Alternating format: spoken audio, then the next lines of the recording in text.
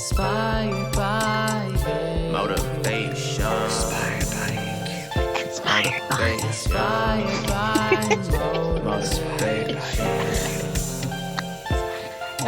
Inspired Inspired by it. Motivation. Motivation. Inspired by Motivation. Let me tell you, you have to be the king of theme songs. Like, you just have to be. Because they're so catchy. Welcome to Talks with AQ. I hope you've had a great and amazing week. As you know, we talk about motivation, music, and any topic of today. Today is a special episode. I have a special guest today. You're probably like, what? Special guest? Yes. And her name is Cheyanne Marie. Thank you. Thank you. How are you doing today? I'm doing amazing. How are you doing today? I'm doing great. It's just kind of hot, but you know how that goes. Yeah, well, you see, I thought it was hot in Oklahoma, but this Arizona weather is something else. Oh my, you in Arizona? That sun is yes, the sun is beaming. I'm on my layover right now. I'm visiting Cali for the first time. Ooh, fancy. You probably got big things in store. Well, you know, they got big stuff in store. This is gonna be my little vacation. Let's hope. Okay. I'm gonna try to meet some people, but it's mostly I want to see if I like Cali vibe because I've never been to the West Coast. Okay, I never been either, so you should tell me about it after you come back and return. I shall. And you know what? Maybe if I love it, we could just go make another trip over there. Okay, bet. It helps to know people in California. So I just know a couple, which is better than none, I guess. Ooh, okay. So to all my viewers, this is a special episode. This is the artist to watch. Now with this, I usually spotlight an artist who has been doing music or is on the rise and is coming out with fire, and probably somebody you've never heard before. In our last episode, I did an artist shout out, and I had shouted out Cheyanne Marie because she is creating so much fire, and you should check it out. She has a single out right now. It's called Lagrimosa, and she has more music on the way. So without further ado, what's up with all this music you cooking up? So I've been working on my first solo album. Originally, it was going to be just an EP, but then quarantine kind of helped create so many more ideas. So now I'm just like, we have enough content to do a whole album now, so why not? Slowly, I'm working on a plan on how to release everything, like in a strategic way so that I'm not just releasing everything at once and people kind of miss the wave. Which is something that I've never really thought about, you know, as far as marketing your own album. People who are part of my Patreon, like yourself, everyone who's really following my artistry has gotten to hear a lot of sneak peeks and amazing songs and even stuff that we worked on together. One of my favorite songs is No Love Left Behind. No Love Left Behind is a song that basically AQ wrote. I've been wanting to talk to you about this. Maybe we should do where you rap on it. Where I rap on it? Instead of me. You know, because it's such your vibe, but I love that song. If you can, you should give them a little snippet. Give them a little 15, 30-second snippet of the song, but that's it. Definitely. I wouldn't give them more. Definitely. But y'all totally, if you can, I would love for you to just take a little sneak peek. Only not too much because I got to make you want more, but just so you can see what AQ and I have been able to work together. And that's just one of the many that we'll be working on. I'm working on getting Get Lucky, the Daft Punk and Pharrell cover, released really soon. Okay. Hopefully it'll be mixed when I get back from California. Okay. Last night I recorded final vocals for my other half. And so we'll see about when we release that one. Well, thank you for that. Thank you. As she said before, we worked on No Love Left Behind. She had randomly sent me the music one day, and I just randomly did something, and she was like, what? And then it ended up becoming something that is her song. And I'll share a 15-second clip right after this so you guys can get a taste for what's in store.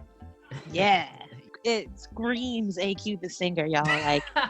So if you love AQ, you'll love this song. There's no It's not even about me. It's just a good song. My brother made the beat actually for No Love Left Oh Behind. yeah, shout out OG Marty, man. He always has bangers. So, hey, AQ banger. Oh yeah. What it is. So, going back to you, your origin, what got you into performing? Well, I've been singing my whole life. Music is a big part of like my culture, my family. Just no one in my family sings. No one does the same artistic thing. Like one's a DJ, one will dance, one writes, one is an artist, one is producer. Like it's just different. So I'm the only technically vocalist in my family, but the music really lived in us forever because I sang before I talked. I never actually spoke anything. I used to just sing everything. And so I think I was 7. Yeah, I was 7 because it was like 2001 or 2002 when Ashanti's first album came out. Okay. And I remember I bought it and we were on our way to Jersey visiting some family. And on the way, I learned the whole album. I'm on the way back from Jersey. I told my mom, I was like, I want to sing this for you. So I had sang her Thank You from Ashanti's album on the way home at like 7 years old. I don't know if y'all know that song, but it's an acapella song by Ashanti. It's just like a minute and a half, just a cute little song. And my mom was like, I don't know if my daughter could sing or if I think she could sing because she's my daughter. But all I know is she sings. And I told my mom that day after she liked my voice, I was like, I want to be a singer, mommy. And so when I did that, my mom basically at the age of 7 until now prepared me for the life of a performer. Like she made me practice every day, took care of my image, taught me like ethics and just posture and just manners, things that you don't really think about if you weren't like an important figure.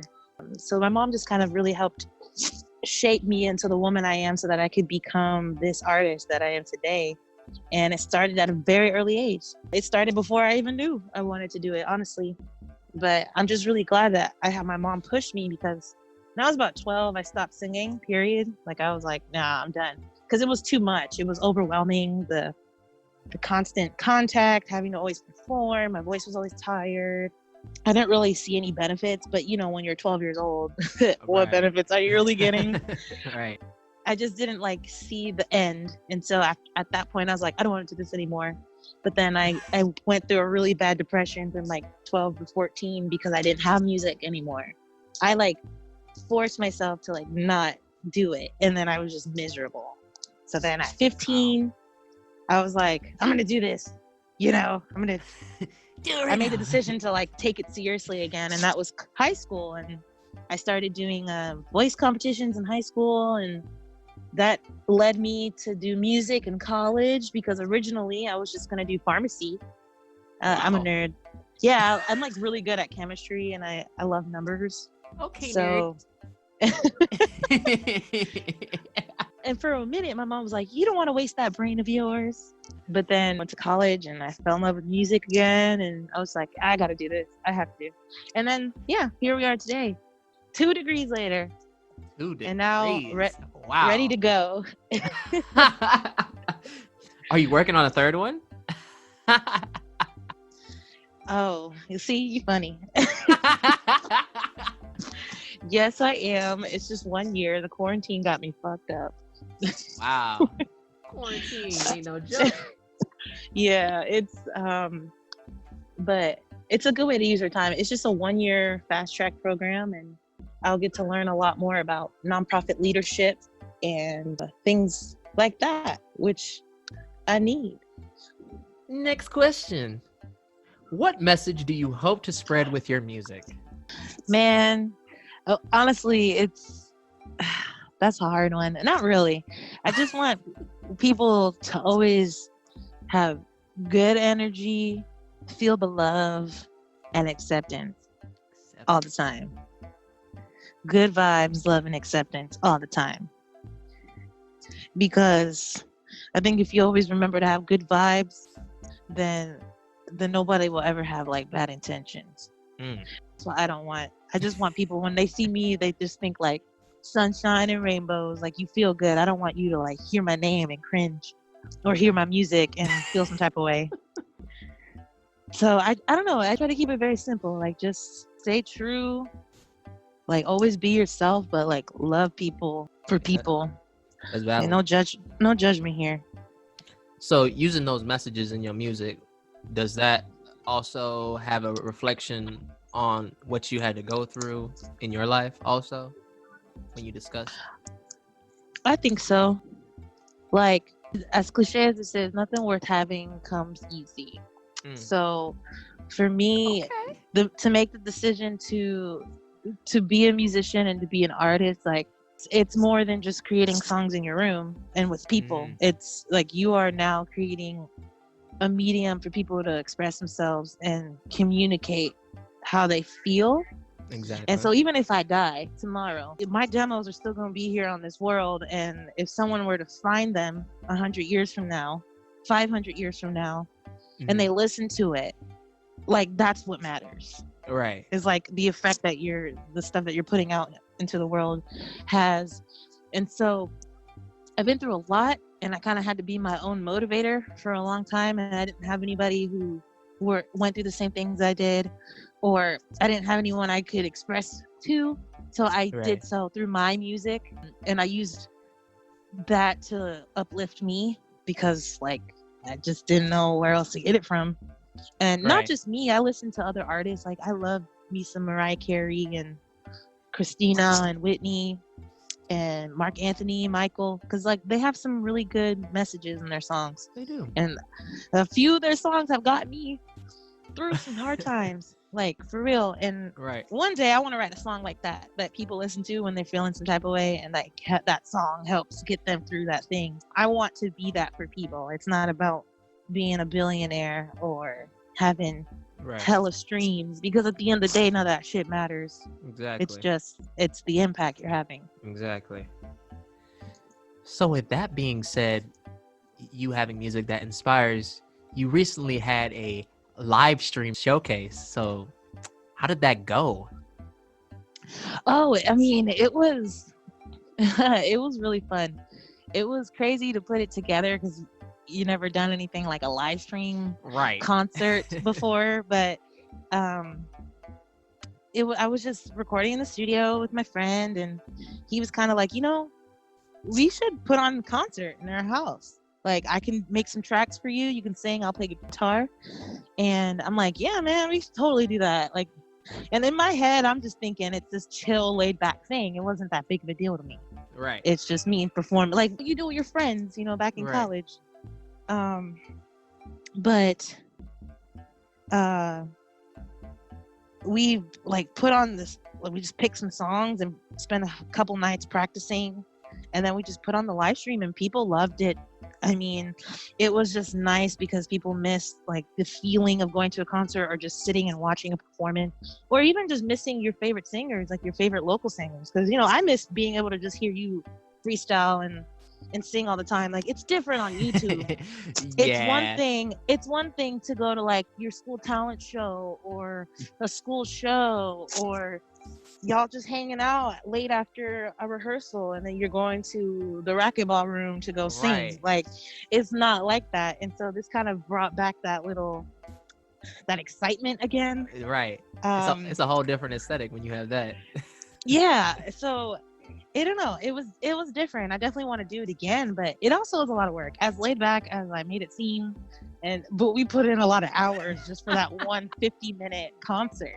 Right. And so this is something that you can sustain a long time, but it's just a lot of work. And we did that for free, and that's totally fine. Like I wanted it to be free, but then for you to do something like this all the time, you definitely need way more support. And so I'm just grateful that I was able to do something like that and still like provide something for my people. And it was just awesome. Like I want to do it again. We should figure out how to do something even virtually, because there's ways. I just don't know how. Yeah, I need to there's figure that some ways. out. We might have to pre-record it. Right. pre-recorded sound.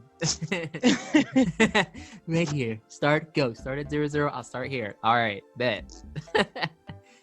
I've also seen with this artist, Mark Rebier, he does driving concerts. So everybody is in their cars and he does like a loop improvisation music. So he has a loop of a beat going on and he just does whatever. So there's just a driving concert. Everybody's in their cars.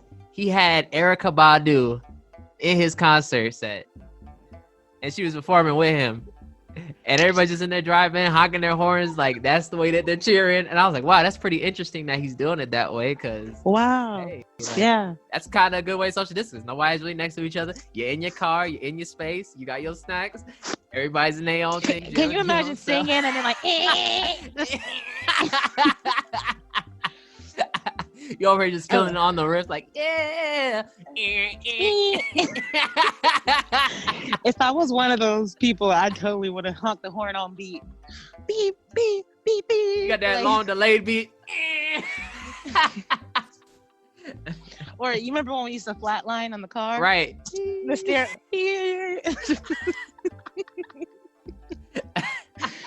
Yeah. I can imagine that. But that is really smart. It's different. It's utilizing what we got. Exactly. You know, he started out with doing his little live streams because he always did his concerts like in restaurants and things like that. But he was like, you know what? I want to go back and perform my tour set or whatever. So let's do drive-in concerts. So I was like, wow, drive-in movies are coming back more rampant. We got drive-in concerts. Hold up, America. It's okay to go out now. I was like, you know what? This ain't so bad because people nasty anyway. You're like, that is facts. Like, that is facts. People like, just realizing that germs are a thing. They've been around. Bruh. I'd be like, it took this. I mean, my mom's been making me clean with bleach since I was 7. Exactly. So. Exactly. Actually, I think I was 5 when I started learning how to clean. So they say you better know now because you're gonna need it. And I don't mean straighten out the house. I mean like every Saturday your grandma said, get your booty up. We gonna put on some music, and deep clean this house. You better clean. You gonna know how to dance now. You got dance lessons and cleaning lessons all in one. But it's like, wow, where else can you get this except a Latin household? Exactly. I already know Mira was over here dancing on Saturdays. Oh yes, she is.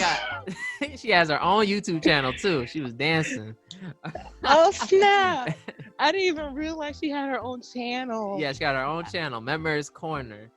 I need to see her dance. I need to follow. I'm gonna make sure I do that right now. Yes, it's listed on the YouTube channel, Members Corner. The recent video we posted, she did this. I know she did like dancing. A spit, like she said something. I didn't see the more recent one. I know I saw one where she made a comment. I think she like said like, oh, happy Father's Day message. That's what it was. Right. And that was the last one I had saw. But I didn't realize. Okay, Mira, I need to see this. Who edits her videos? You know. I'm about to say, oh snap. You know, I got to. Y'all, I gotta make other people famous. You know what I'm saying? I can care less about myself. You got your hand on a lot. AQ. I do. I was like, oh, just so y'all know, AQ is also on the board of Cheyanne Marie Enterprises, which is the artist co-op I'm working on. Oh man! So he is going to be a part of some big changes, not just through his artistry, but through others too. So you're an amazing individual and artist. Thank you. I owe that all to all the things I've had to do in life because I've always been a person that likes to be busy. I know a lot of people always complain about being busy, like, I'm busy, I can't do it. And I'm like, I like being busy though. It keeps me away from doing bad things, you know, it keeps me occupied. Not that you be wanting to do bad things, but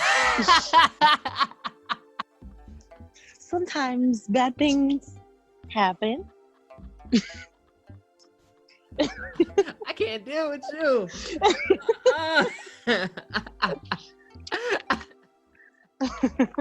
Oh my goodness. As you can tell, we've known each other for a while, so we've known each other for a while. For And a while. I stopped ghosting him, so that's a good thing. That is a good thing. That is. Now, do you have any stories of when you had failed and you had rose to success? Deep Man, question. Deep That is a thoughts. deep question. I've been thinking about this question for a minute, and if only y'all knew, because I have to remember some people don't know me, but Right. it has not. I sing, and like where I am today, it has been a journey, like a real journey. My image, like from my image to my vocals, everything. So that's kind of hard because, a lot of time when you fail, you don't always see the positive in that moment. Right. Yeah. So, I mean, I know we've all failed. When it comes to music and performing, I've failed many times. Oh, yeah. Of course. But that's kind of the beauty of it, is you can fail, and then it's like, that one failure doesn't define you. It's just, you kind of have to pick yourself up and dust yourself off and literally try again, just like the song. Just like the song. Get that But, dirt off like- your shoulder. Yeah, so, and I'm trying to think about if there's a specific moment in which I like really failed, and many moments honestly come to my head, and just one in particular.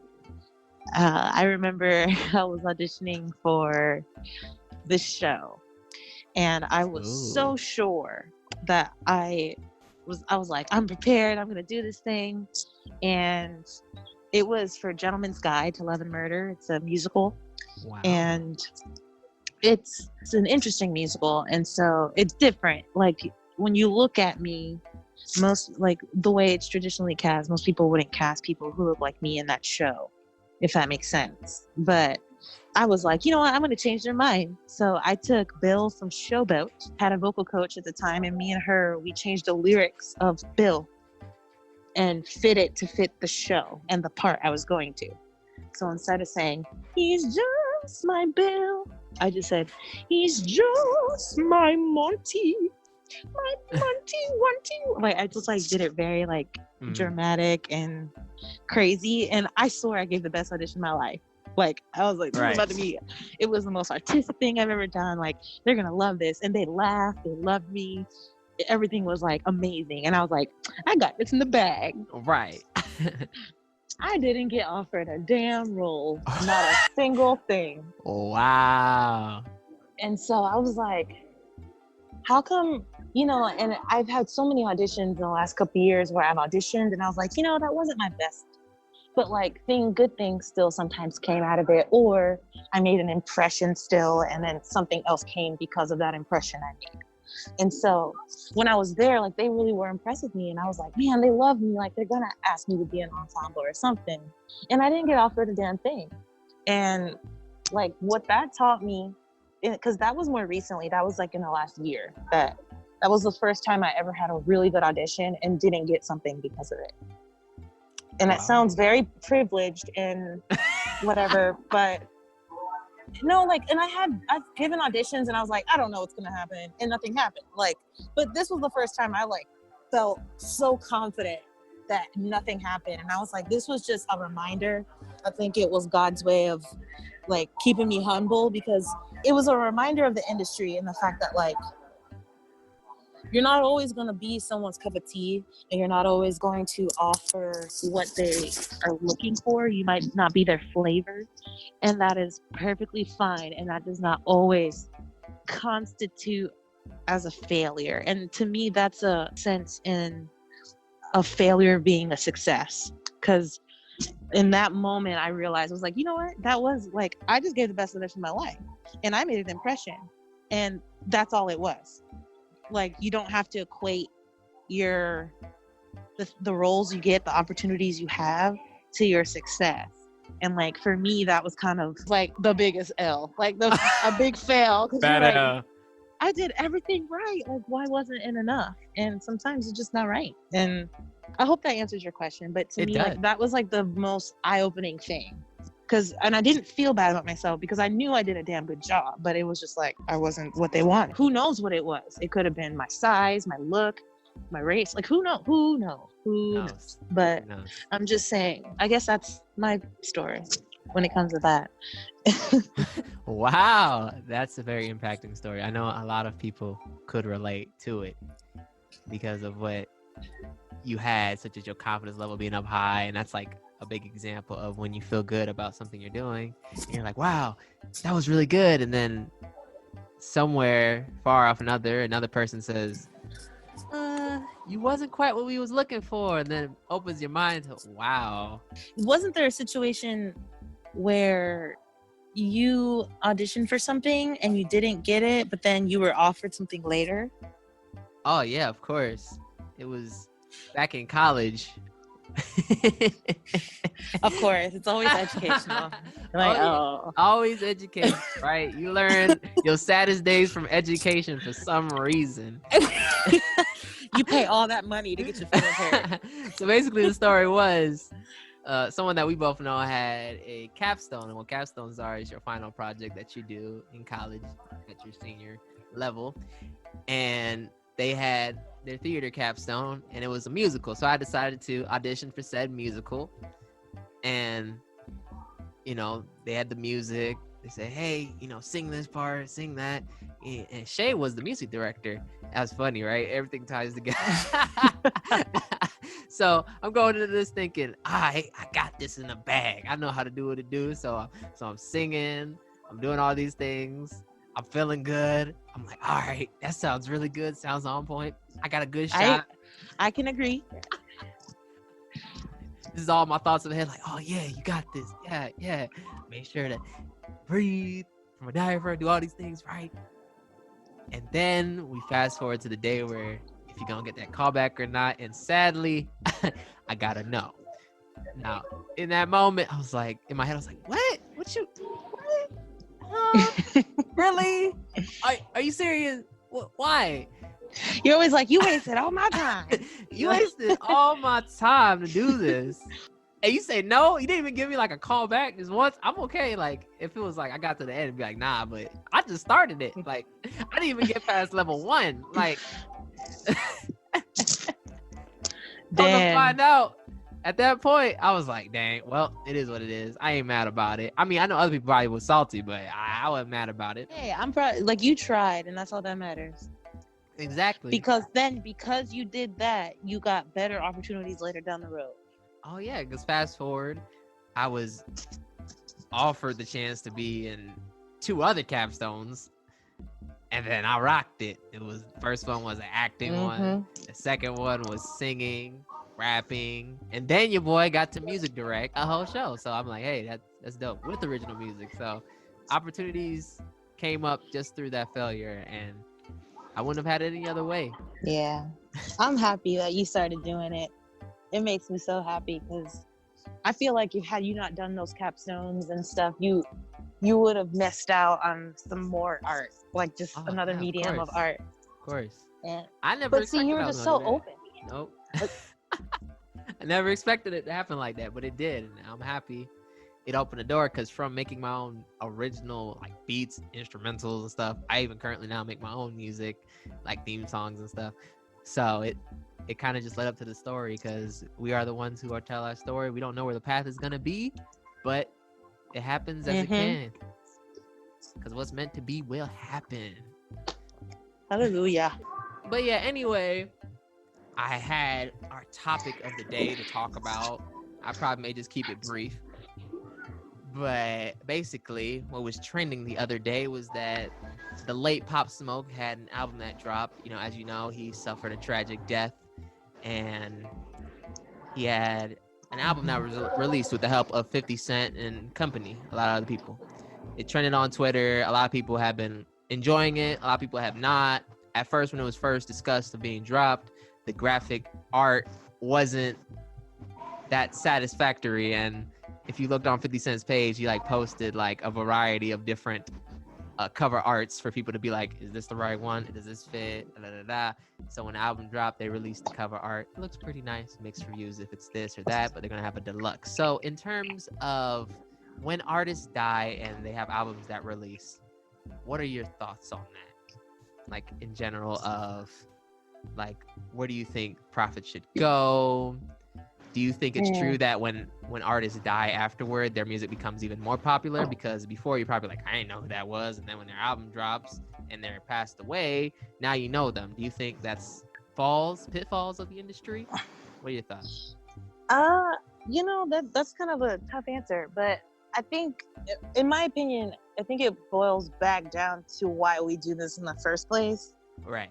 Like I said earlier, when 100 years from now, when I die, and I probably was a nobody, right? Right. But 500 years from now, someone finds my demo and they hear it and they're like, wow, this is a song called Love One Another.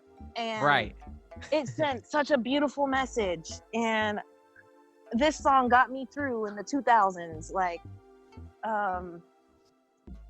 And even if it impacts one person, like, I did what I was supposed to do. Because for all I know, I probably impacted the one person that was going to impact hundreds others.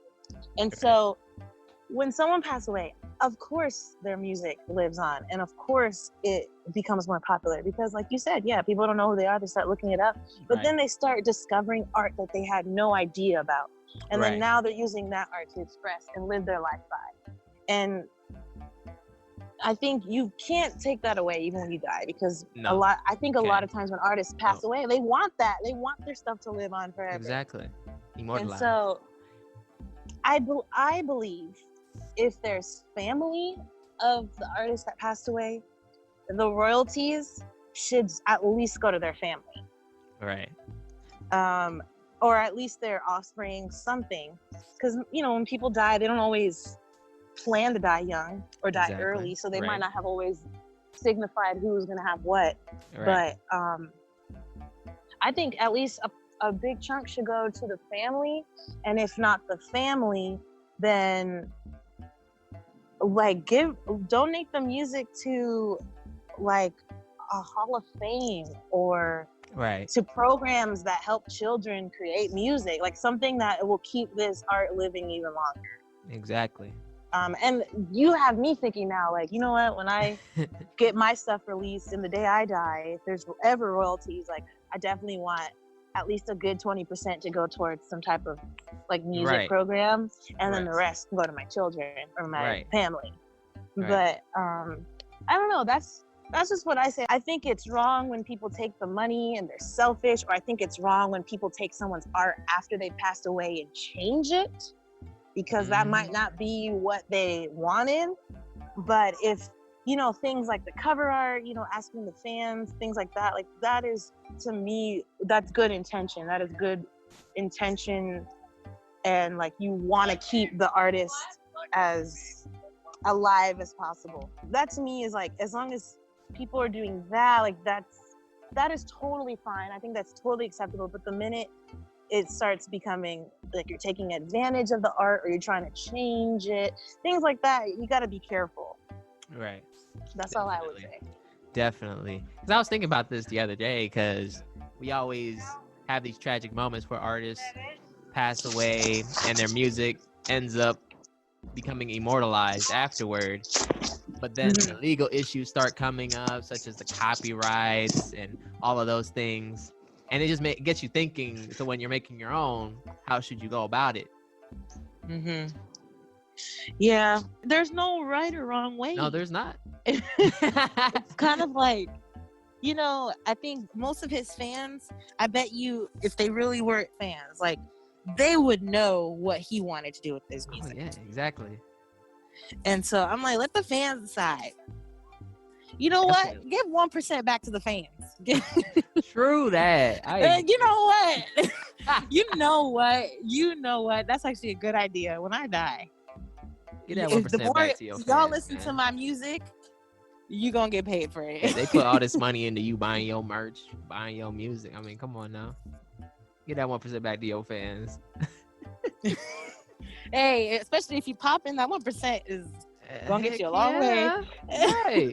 If you popping, you making all this money, that 1% gonna help you and your family for generations on generations. Yes. Invest it right. You good. Right. Okay. Oh man. But yeah, that's pretty much the main topic of the day, immortalizing your music and things of that nature. As far as things go in life, you got to make sure you make a mark that's going to represent you and represent your family, right? You make music, it's going to live on to generation to generation. So when you have your kids, they hear you like, oh my gosh, that was mommy or daddy. They was going ham. And like, that's the important gift to keep and cherish. So as far as that go, this is the Talks with AQ podcast. I like to give a big thank you to Cheyanne Marie for giving her time while she's traveling to be on the podcast. Oh my goodness. The fabulous Cheyanne Marie with the Look, more. Leanne was right. outside with this. Lady Segura in the house. Lady Segura. In his house. Yes. Okay. Got it? Well, yes. Okay. But yes, thank you so much for letting me come on your show today. No problem. I would absolutely love to do this again. Oh, yeah, always. Always. All right. You let the people know where to find you.